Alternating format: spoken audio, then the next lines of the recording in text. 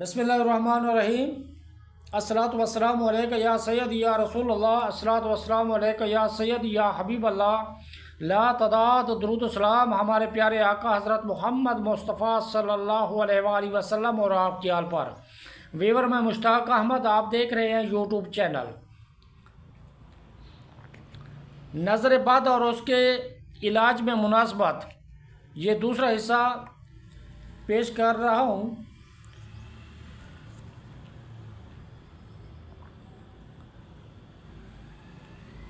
الغرض، جب بد نظر آدمی اپنے آزاد ہو کر ان کا پانی مریض کو دیتا ہے تو اس سے ظاہر ہونے والی کیفیت رفع ہو جاتی ہے۔ دھونے سے فائدہ اس کیفیت ہی کی وجہ سے حاصل ہوتا ہے۔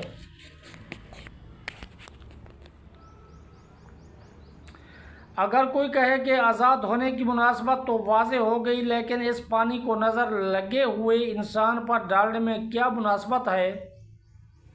تو اس کا جواب یہ ہے کہ اس میں بڑی مناسبت موجود ہے، کیونکہ یہ وہ پانی ہے جس کے ذریعے سے ایسا کرنے والے کی آتشی تاثیر بجھائی گئی ہے اور اس کی فساد والی تاثیر ختم کر دی گئی ہے۔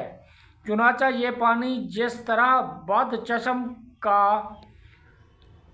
چشم کا ناری اثر ماند کرتا ہے، اسی طرح اس کے جسم سے مس ہونے والے اس پانی سے نظر لگے ہوئے شخص پر سے بھی نظر بد کا اثر ختم ہو جاتا ہے۔ بقول اہل طب کہ جس طرح پانی میں گرم لوہا بجھایا جاتا ہے اور اسے کئی قدرتی دواؤں میں شامل کیا جاتا ہے، ٹھیک اسی طرح جس پانی سے بد نظر لگے ہوئے کی ناری کیفیت بجھائی جاتی ہے، اسی پانی سے اس بیماری کا علاج کرنا بھی کوئی عجیب بات نہیں ہے۔ نبوی علاج کے مقابلے میں طبی دواؤں سے علاج کرنے والے طبیبوں کے علاج کی وجہ وہی حیثیت ہے جو ماہر طبیبوں کے مقابلے میں عطائیوں کی حیثیت ہوتی ہے، بلکہ اس سے بھی کہیں زیادہ گئی گزری ہے، کیونکہ اتباع اور انبیاء کے مابین جو فرق ہے وہ لامحدود ہے۔